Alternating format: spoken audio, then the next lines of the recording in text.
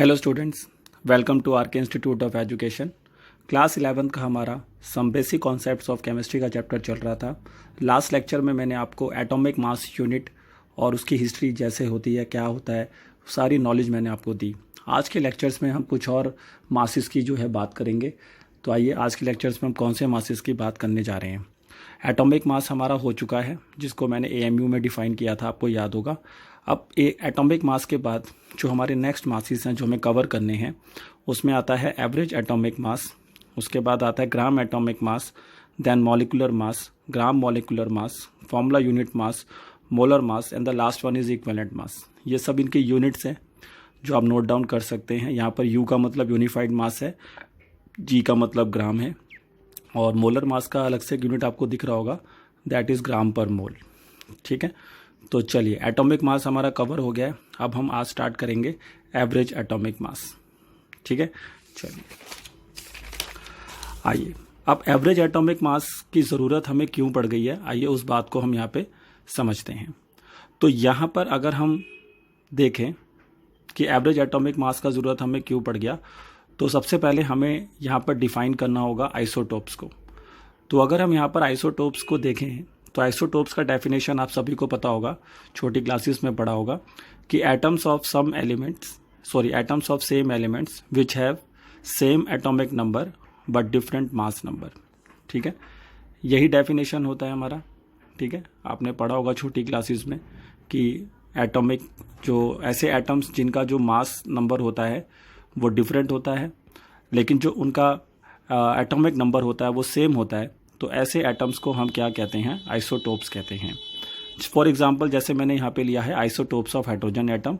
Isotopes of hydrogen atoms को देख के हाइड्रोजन एटम के आइसोटोप्स को लिखने का जो तरीका होता है वो क्या होता है, कैसे लिखा जाता है। देखिए, जो एक्स जो है यहाँ पर वो एलिमेंट को डिनोट कर रहा है, और जो हम ऊपर ए लिखते हैं वो उसका मास नंबर होता है, और जो नीचे हम जेड लिखते हैं वो उसका एटॉमिक नंबर होता है। तो एक्स उस एलिमेंट का सिंबल होगा और ए उसका मास नंबर होगा यहाँ पे, और जेड उसका क्या होगा, एटॉमिक नंबर होगा। तो जैसे मैंने यहाँ पर आइसोटोप्स ऑफ हाइड्रोजन एटम लिया है, तो हाइड्रोजन एटम के आप देख सकते हैं सभी का एटॉमिक नंबर सेम है, 1 1 एंड 1। सभी का क्या डिफरेंट आ रहा है, मास नंबर। जो अब ये पहला आइसोटोप है हाइड्रोजन का देख रहे हैं, इसको प्रोटियम कहते हैं। जो दूसरा आप देख रहे हैं ये 2 1 है, ऊपर 2 है नीचे 1, इसको हम ड्यूटेरियम कहते हैं। और जो लास्ट वन आपको यहाँ पे दिख रहा है जिसको हम ट्राइटियम कहते हैं, इसका मास नंबर 3 है और इसका जो एटॉमिक नंबर है वो 1 है। ऐसे ही आइसोटोप्स ऑफ कार्बन एटम्स भी होते हैं। 12 6 कार्बन दिखाई दे रहा होगा, 13 6 कार्बन दिखाई दे रहा होगा, ऐसे ही 14 6 कार्बन दिखाई दे रहा होगा। 6 इन सब का एटॉमिक नंबर है जो सेम है। और ऐसे ही आइसोटोप्स ऑफ क्लोरीन एटम भी होते हैं। तो अब क्या प्रॉब्लम होता है कि जब एटम के आइसोटोप्स डिस्कवर हुए 19 सेंचुरीज़ के अंदर, तो फिर साइंटिस्ट लोगों के साथ ये प्रॉब्लम हो गया कि हम किसके मास को कंसिडर करें। अब जैसे क्लोरीन के यहाँ पर 2 मासेस हैं, 37 है और एक 35 है, तो हम 37 कंसिडर करें कि 35 करें, दैट इज़ द प्रॉब्लम। तो हमने यहाँ पर क्या किया, इन दोनों का एवरेज निकाला। तो एवरेज एटॉमिक मास जनरली हम तभी फाइंड करते हैं जब वहाँ पर उस एटम के क्या एग्जिस्ट करते हैं, आइसोटोप्स। तो एवरेज एटॉमिक मास आइसोटोप्स के केस में कैसे फाइंड होता है, देखिए। अब ये हमारा एलिमेंट है एक्स, यहाँ भी वही एलिमेंट है एक्स। यहाँ पे आप देख सकते हैं उसका हमने मास नंबर लिया है A1 और यहाँ पे हमने उसका मास नंबर लिया है A2। जेड इसका एटॉमिक नंबर है जो कि सेम है दोनों में। यहाँ पर इसकी नेचर में जो परसेंटेज है, अबेंडेंस है, वो X% है, और इस वाले आइसोटोप्स की जो नेचर में अबेंडेंस है वो Y% है। ठीक है, वही लिखा हुआ है कि उसकी जो कॉन्सेंट्रेशन है ऑन अर्थ सरफेस पे कितना पाया जा रहा है, कितना परसेंट वो पाया जा रहा है, तो वो आपको क्वेश्चन में गिवन होगा। ठीक है, तो आपको दोनों आइसोटोप्स के मास नंबर पता होने चाहिए और उनकी परसेंटेज पता होना चाहिए इन अर्थ। तो आप एवरेज एटॉमिक मास का फॉर्मूला देखिए क्या बनता है, x/100, यानी कि जो पहले आइसोटोप्स का परसेंट था x/100 किया और इनटू में उसका मास नंबर ले लिया A1। इसी तरह से दूसरा वाला लेंगे, यहाँ पर आएगा y। ठीक है, तो यहाँ पर आपको y लिखना है, तो यहाँ पर आपका y आएगा और y/100 और इनटू में आ जाएगा नेक्स्ट आपका इधर A2 हो जाएगा। ठीक है, तो ये फॉर्मूला आपको यहाँ पे यूज़ करना है, x/100 इनटू में mass number of first isotopes, फिर y/100 इनटू में क्या कहते हैं, आइसोटोप्स सेकंड का जो मास नंबर होगा वो लेंगे। तो आइए इसको एक एग्जांपल्स के थ्रू समझते हैं। अब ये हमारे पास क्लोरीन के 2 आइसोटोप्स हैं, एक 37 और उसका मास नंबर है 17, क्लोरीन का एटॉमिक नंबर होता है। दूसरा आइसोटोप जो है ये 35 है और इसका मास नंबर 35 हो गया और इसका एटॉमिक नंबर तो 17 ही होगा, ठीक है, दिस इज 17। अब यहाँ पर अगर हम देखें दोनों के परसेंटेज कितना होता है, तो जो 35% वाला क्लोरीन एटम का आइसोटोप्स होता है ये नेचर में 75% के अराउंड पाया जाता है, ठीक है। एग्जैक्ट 75 नहीं होता, 74 पॉइंट समथिंग होता है, but we can take it 75%। और जो 37 जिसका मास नंबर है ये वाला जो आइसोटोप्स होता है इसका फिर परसेंटेज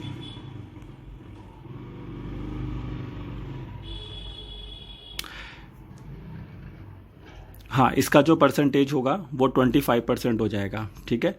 तो अब हम एवरेज एटॉमिक मास निकालना चाहते हैं, तो देखिए फॉर्मूला लगाएंगे। इसको अगर आप इसके साथ कंपेयर करें तो x की वैल्यू 25 हो गई, y की वैल्यू 75, A1 हमारा 37 हो गया। अगर आप कंपेयर कर लें तो A1 की वैल्यू हमारे पास कितनी आ जाएगी यहाँ से, A1 is here 37 and A2 is here 35, ठीक है। और x और y की वैल्यू हमारा x हो गया 25, y हो गया 75। इस फॉर्मूले को जब हमने सब पहले पुट किया, सॉल्व किया, तो वी गेट द आंसर 35.5। तो अब जो क्लोरीन का एवरेज एटॉमिक मास हमारे पास आया दैट कम्स आउट इज 35.5। तो 35.5 जो होता है वो क्लोरीन का एवरेज एटॉमिक मास होता है। और आप इस बात का भी ध्यान रखें, जो एवरेज एटॉमिक मास की वैल्यू होती है वो उस आइसोटोप्स के मास के ज़्यादा नज़दीक होती है जो ज़्यादा अर्थ में अबंडेंस होता है। आपने देखा होगा कि जो क्लोरीन का 35 वाला जो मास नंबर का आइसोटोप्स था उसकी परसेंटेज ज़्यादा थी, तो इसलिए आप देख सकते हैं इसका जो एवरेज एटॉमिक मास है उसकी वैल्यू भी 35 के अराउंड ही आ रही है। तो ये तरीके से आप किसी भी एटम का एवरेज एटॉमिक मास निकाल सकते हैं, ठीक है। तो एवरेज एटॉमिक मास बेसिकली हम आइसोटोप्स के केसेस में ही फाइंड कर रहे हैं और आज तकरीबन हर एलिमेंट का आइसोटोप्स एग्जिस्ट करता है। इसी वजह से आपने देखा होगा कि तकरीबन एलिमेंट्स के जो एटॉमिक मासेस होते हैं वो फ्रैक्शनल होते हैं। जैसे एग्जैक्ट जो एटॉमिक मासेस हैं बहुत ही कम के होते हैं, ज़्यादातर एटम्स के जो मासेस हैं वो एवरेज एटॉमिक मास की वजह से फ्रैक्शनल में आ जाते हैं। तो वही क्वेश्चन यहाँ पे आपसे पूछा जा सकता है कि why generally the atomic masses of an elements are in decimals. तो उसका रीज़न ये है कि because these are their average atomic masses and due to the presence of their isotopes. तो आइसोटोप्स के होने की वजह से जो मासेस आते हैं हमारे पास एटॉमिक मासेस या एवरेज एटॉमिक मासेस वो आपको फ्रैक्शनल में ही मिलेंगे, वो आपको एग्जैक्ट वहाँ पर नहीं होगा, एग्जैक्ट एक होल नंबर ऐसा नहीं मिलेगा, ठीक है। वो तो बाद में हम जब मास नंबर लेते हैं तो हम उसको एक होल नंबर्स में कन्वर्ट कर लेते हैं। जैसे फॉर एग्जांपल मैंने आपको पहले बताया था कि हाइड्रोजन का जो एटॉमिक मास है 1.008 AMU है, बट उसको हम एज अ कैलकुलेशन में होल नंबर बना लेते हैं, 1 अप्रॉक्सीमेट 1 लेके कर सकते हैं। But most of the atoms have their masses in decimals, और उसका रीज़न ये है कि बिकॉज वो उन सबके कौन से मासेस हैं that are their average atomic masses. Clear हो रहा है सबको? तो ये आपको ध्यान रखना है कि एवरेज एटॉमिक मास जो होता है वो कैसे फाइंड किया जाता है, और उसका फॉर्मूला ध्यान रखिए और इजीली आप उसको कैलकुलेट कर सकते हैं।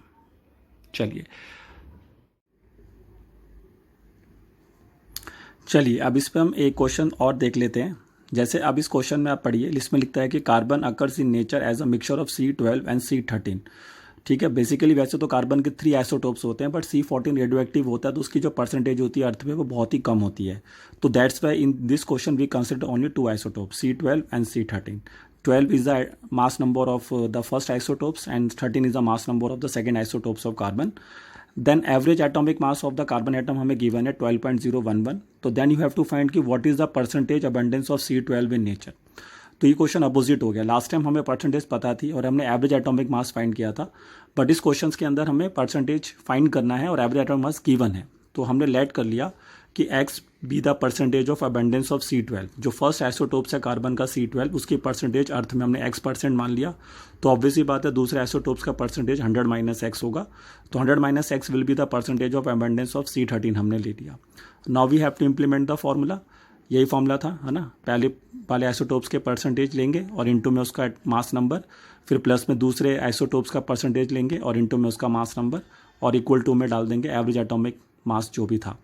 अब उसके बाद इसको हमने सॉल्व कर लिया। ये हो गया 12x + 1300 - 13x = 12.011, और इसको अगर आप सॉल्व करें तो x की वैल्यू आ रही है 98.9। तो दिस मीन्स दैट कि जो C12 का अबेंडेंस है अर्थ पे वो अप्रॉक्सीमेट कितना होता है, 98.9% के अराउंड होता है। अगर इसको आप 100 से माइनस कर देंगे तो आपको C13 आइसोटोप्स का परसेंटेज भी मिल जाएगा।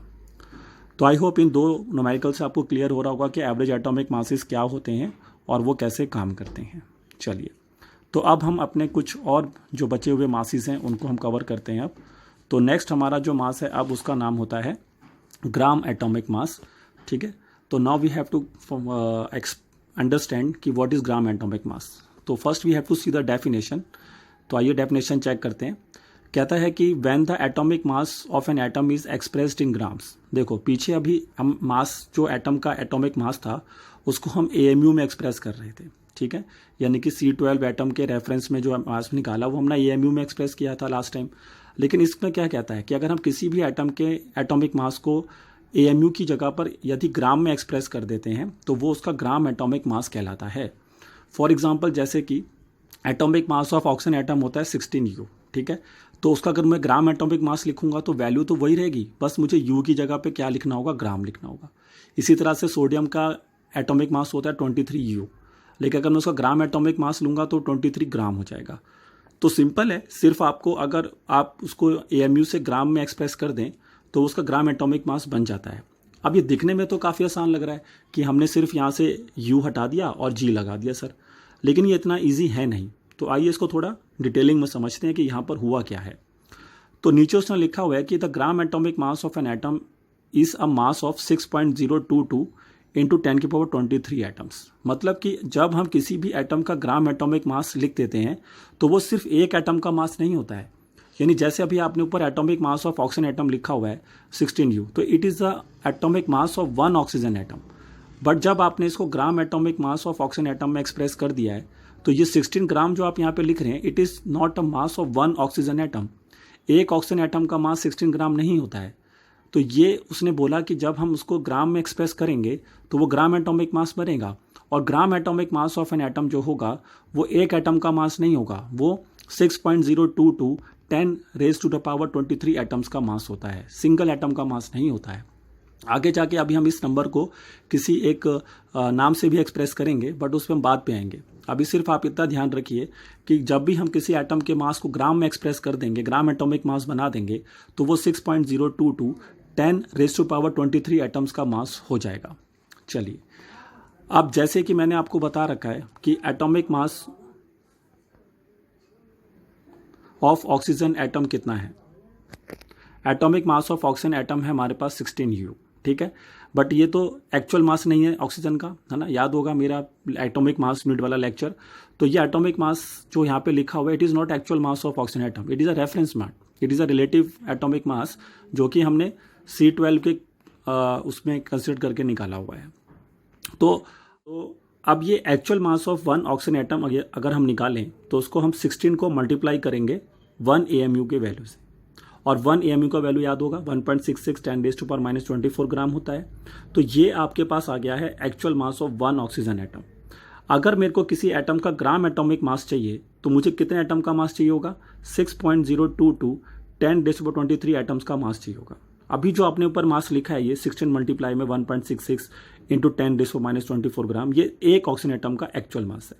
तो अगर मैं इस मास को 6.022 इंटू 10⁻23 से मल्टीप्लाई कर दूंगा तो ऑब्वियस ही बात है मुझे इतने सारे एटम्स का, यानी 6.022 10⁻23 एटम्स का एटॉमिक मास मिल जाएगा, और वो मास जो होगा फिर वो मेरा ग्राम एटॉमिक मास बन जाएगा। तो ये देखिए मैंने यहाँ पर इसको इससे मल्टीप्लाई किया, और अब 6.022 इंटू 16 इंटू 1.66 करेंगे ना, तो इसका आंसर 16 पॉइंट समथिंग आएगा, नॉट एग्जैक्टली 16 आएगा। तो that's why we write it approximately 16 ग्राम।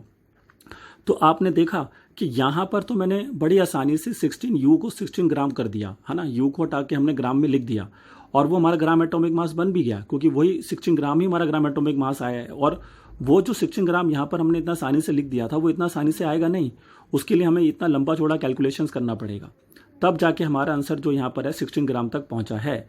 लेकिन हम अपनी कन्वीनियंस के लिए फटाफट अगर हमसे कोई पूछता है कि अगर ऑक्सीजन का एटॉमिक मास 16U है तो उसका ग्राम एटॉमिक मास कितना होगा, तो आंसर होगा 16 ग्राम। लेकिन एग्जैक्टली हमें पता होना चाहिए कि 16 ग्राम जो हमने निकाला है वो कैसे निकाला है। तो उसको निकालने के लिए हमने याद रखिए कि actual mass of one oxygen atom को 6.022 इंटू 10⁻23 नंबर से मल्टीप्लाई किया है, तब जाके हमें उसका क्या मिला है, ग्राम एटॉमिक मास मिला हुआ है। ऐसी ग्राम atomic mass of sodium atom अगर हम लेते हैं तो उसके लिए भी हम क्या करेंगे, अब ये 23 AMU में सोडियम के एक एटम का एटॉमिक मास हो गया, उसको मैंने 1.66 इंटू 10⁻24 ग्राम से मल्टीप्लाई किया तो वो उसका एक्चुअल मास हो गया, और उस नंबर को फिर मैंने 6.022 10⁻23 से मल्टीप्लाई किया तो वो उसका बन गया ग्राम एटॉमिक मास। तो सभी बच्चे ध्यान रखिए कि ग्राम atomic mass is not a mass of one atom, it is an a mass of 6.022 into 10⁻23 atoms. Okay, अब एक चीज़ हम यहाँ से फाइंड कर सकते हैं, इसको हम कहते हैं नंबर ऑफ ग्राम एटम्स। तो अगर हमें कभी भी नंबर ऑफ ग्राम एटम्स पता करने हैं तो हम सबसे पहले मास ऑफ एन एटम लेंगे इन ग्राम्स, जो भी उस एटम का मास होता है ग्राम में उसको ऊपर लिखेंगे, और ग्राम atomic mass of an element से उसको क्या करेंगे, डिवाइड करेंगे। तो उससे हम easily number of gram atoms find कर सकते हैं। जैसे यहाँ पे एक सिंपल सा क्वेश्चन है, calculate the mass of 2.5 gram atoms of oxygen. अगर हम 2.5 ग्राम एटम्स ऑफ ऑक्सीजन ले लें तो पूछ रहा है कि उसका मास कितना होगा। तो इस केस में हमें नंबर ऑफ ग्राम एटम्स दिए हुए हैं ना, वी हैव 25 ग्राम एटम्स, तो हमने क्या किया, नंबर ऑफ ग्राम एटम्स की जगह पर 2.5 रख दिया, और मास ऑफ एन एलिमेंट हमें फाइंड करना है ना, ऑक्सीजन का मास हमें फाइंड करना है, और ग्राम एटॉमिक मास ऑक्सीजन का कितना होता है 16, अभी निकाला था। तो 16 को जैसे ही हम 2.5 से मल्टीप्लाई करेंगे तो we get the mass of oxygen element 40 gram, यानी कि 2.5 ग्राम एटम्स अगर हम ले लेते हैं तो उसके अंदर 40 ग्राम हमारा जो होगा उसका मास प्रेजेंट होगा उसके अंदर। ठीक है, ऐसे क्वेश्चन और है, कहता है कि calculate the gram atoms in 2.3 gram of sodium. अब हमें 2.3 ग्राम सोडियम दे दिया है, उसमें हमें पता करना है कि कितने नंबर ऑफ ग्राम एटम्स होंगे। तो नंबर ऑफ ग्राम एटम्स निकालने का फॉर्मूला क्या था, मास ऑफ दैट एलिमेंट। तो मास हमें गिवन है 2.3 ग्राम, तो हमने ऊपर लिख दिया, और नीचे क्या आएगा, atomic mass of that element in gram atomic mass of that element, तो वो होता है 23। सोडियम का ग्राम एटॉमिक मास 23 होता है, तो उसको हम 2.3 को 23 से डिवाइड करेंगे तो नंबर ऑफ ग्राम एटम्स हमारे पास कितने आ जाएंगे, 0.1। तो आई होप आपको क्लियर हो रहा होगा कि व्हाट इज ग्राम एटॉमिक मास। ठीक है, इंपॉर्टेंट कॉन्सेप्ट है, तो इसको ध्यान रखिए। चलिए, तो अब हम चलते हैं अपने थर्ड मास की तरफ, जिसका नाम था मॉलिक्यूलर मास। आइए, मॉलिक्यूलर मास को अगर हम कंसिडर करते हैं तो मॉलिक्यूलर मास का डेफिनेशन देखिए क्या दिया हुआ है, the molecular mass of an a molecule is equal to the sum of the atomic masses of all atoms present in that molecule. देखिए, अभी अब हम एक सिंगल एटम का मास निकाल रहे थे, जैसे ऑक्सीजन के एटम के सिंगल एटम का एटॉमिक मास है 1 AMU, लेकिन हम जानते हैं कि एटम्स जब कंबाइंड होते हैं तो दे फॉर्म मॉलिक्यूल्स। तो अब अगर हमें मॉलिक्यूल का मास फाइंड करना है तो दैट बिकम्स मॉलिक्यूलर मास। तो उसने क्या कहा कि अगर किसी भी मॉलिक्यूल का मास फाइंड करना हो तो उस मॉलिक्यूल्स में प्रेजेंट सभी एटम के मासिस को, के एटॉमिक मासिस को हमें ऐड करना होगा। जैसे एग्जांपल लीजिए, if you take the water as an example, तो you have to add all the atomic masses of all the atoms present in the water molecules। उसके लिए फिर आपको सिंगल एटम जो भी प्रेजेंट है वहाँ पर उन सभी के एटॉमिक मास याद होने चाहिए। देखिए, जो बेसिक एटम्स होते हैं उनके एटॉमिक मासेस हमें लर्न करने पड़ेंगे, और वो धीरे धीरे अपने आप लर्न हो जाते हैं। तो बेसिक एटम जितने भी हैं, जैसे हाइड्रोजन है, ऑक्सीजन है, कार्बन है, क्लोरीन है, सोडियम है, तो कुछ बेसिक एटम्स हैं जिनके मासेस को आपको लर्न करना होगा। वैसे तो एटॉमिक मासेस एग्जाम में दिए जाते हैं, बट फिर भी you have to learn them. तो अगर हाइड्रोजन के एक सिंगल एटम का मास लिया जाए तो वो 1 होता है, और ऑक्सीजन का 16 होता है। तो we have here 2 oxygen atom, तो we have to multiply 2 into में 1, तो 2 इंटू 1 एंड देन प्लस 16, क्योंकि 16 एक ऑक्सीजन एटम का मास हो गया, और उसको जब मैं ऐड करूँगा तो we get 18 U। Molecular mass का यूनिट भी यू ही होगा।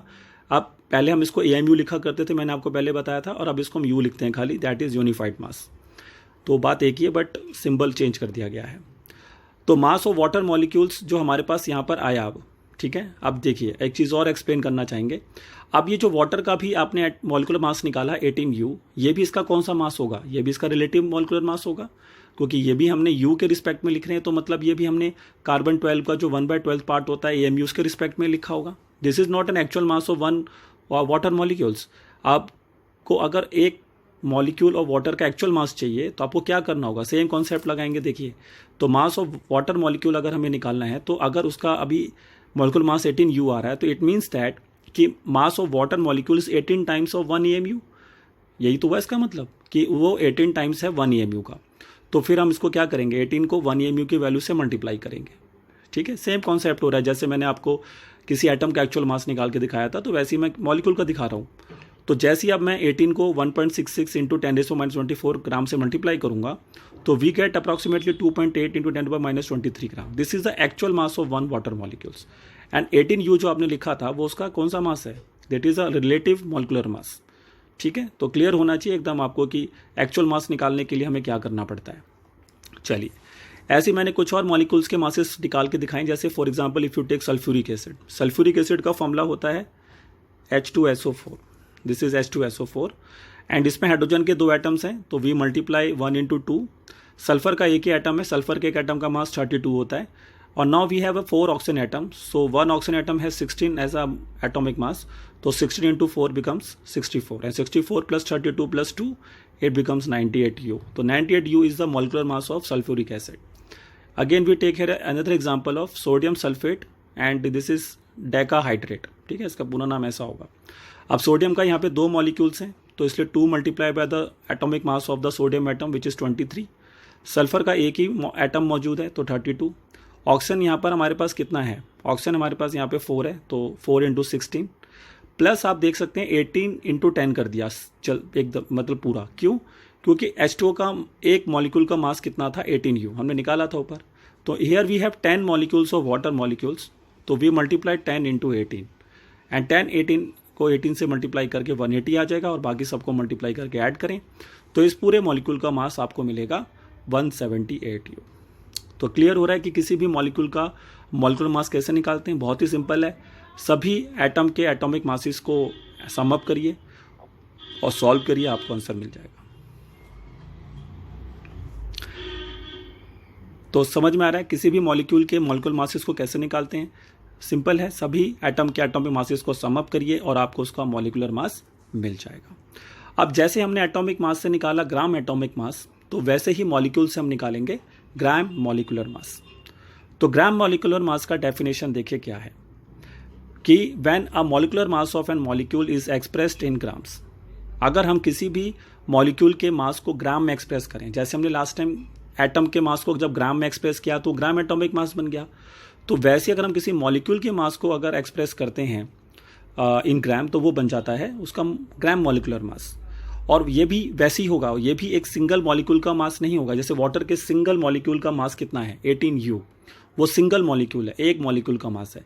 लेकिन जब हम उसको ग्राम मॉलिक्यूलर मास में एक्सप्रेस कर देंगे तो वो 6.022 इंटू 10⁻23 मॉलिक्यूल्स का मास होगा। ध्यान रखिए, तो वही चीज़ यहाँ पे लिखी हुई है कि ग्राम molecular mass is a mass of 6.022 into 10⁻23 molecules. चलिए, अब इसको लिखना तो वैसे फिर भी आसानी होगा। जैसे मैंने आपसे पूछा what is the molecular mass of water molecules, तो यू कैन से 18U। मैंने पूछा what is the gram molecular mass of water molecules, you can 18 ग्राम। तो आपने U को सिंपली ग्राम से कन्वर्ट कर दिया, ठीक है। लेकिन जैसा मेरे को पहले भी बताया था कि हम लिखना आसान है कि 18U को 18 ग्राम कर दिया, लेकिन जो इंटरनल स्टोरी है वो आपको क्लियर होनी चाहिए। तो आइए वो देखते हैं। तो अगर मेरे को ग्राम एट मॉलिक्यूलर मास चाहिए पानी का, मॉलिक्यूल का, वाटर मॉलिक्यूल का, तो मुझे इतने मॉलिक्यूल का मास चाहिए होगा, है ना। 6.022 10⁻23 मॉलिक्यूल्स वाटर मॉलिक्यूल्स का मैं मास निकालूंगा तो ही तो उसका वो ग्राम मॉलिक्यूलर मास कहलाएगा। तो उसके लिए पहले मुझे एक वाटर मॉलिक्यूल का एक्चुअल मास चाहिए होगा। तो actual mass of one water molecule कैसे निकाला था आपने, 18 को मल्टीप्लाई किया था 1.66 इंटू 10⁻24 से, ठीक है। तो ये वही लॉजिक यूज़ हो रहा है यहाँ पे भी। तो ये तो हो गया एक वाटर मॉलिक्यूल का एक्चुअल मास। अब इस वैल्यू को अगर मैं 6.022 इंटू 10⁻23 से मल्टीप्लाई करूँगा, है ना। अगर इस वैल्यू को हम यहाँ पर इंटू में 10⁻20 सॉरी 10⁻23 भी आएगा मल्टीप्लाई में, ठीक है, लिखा नहीं है तो उसको आप सही कर लेंगे, ठीक है। तो 6.022 इंटू 10⁻23 इस वैल्यू से अगर हम इस वन वाटर मॉलिक्यूल के एक्चुअल मास को मल्टीप्लाई करेंगे तो हमें ग्राम मॉलिक्यूलर मास मिलेगा किसका, ऑफ वाटर मॉलिक्यूल्स। तो gram molecular mass of water हमें अगर चाहिए तो फिर हमें ये काम करना होगा। अब देखिए इसको सॉल्व अगर आप करिए, आप इसको कैलकुलेट करिए, 6.022 को मल्टीप्लाई करिए 18 से, फिर उसको मल्टीप्लाई करिए 1.66 से, ठीक है। अच्छा 23 इन्होंने लास्ट में लिखा हुआ है यहाँ पे, ओके, चलो कोई नहीं, इसको मैं यहाँ से हटा देता हूँ। तो ये एक ही बात थी। तो मैंने इस वैल्यू को अगर हम मल्टीप्लाई करके सॉल्व करेंगे ना तो यू गेट वही आंसर आएगा जो मैंने आपको बताया है, कितना 1 मिनट में इसको सही से लिख देता हूँ। देखो ये आपका कैसे आ रहा है, तो इसके अंदर आप क्या कर रहे हैं, 6.022 इंटू 10⁻23 को मल्टीप्लाई करेंगे किसके साथ, 18 इंटू में 1.66 इंटू 10⁻⁻24, और ये वैल्यू फिर सॉल्व होकर आपके पास कितनी आएगी, 18 gram. Then you get the 18 gram is your answer. तो मैं थोड़ा क्लियर कर दिया आपको, ठीक है।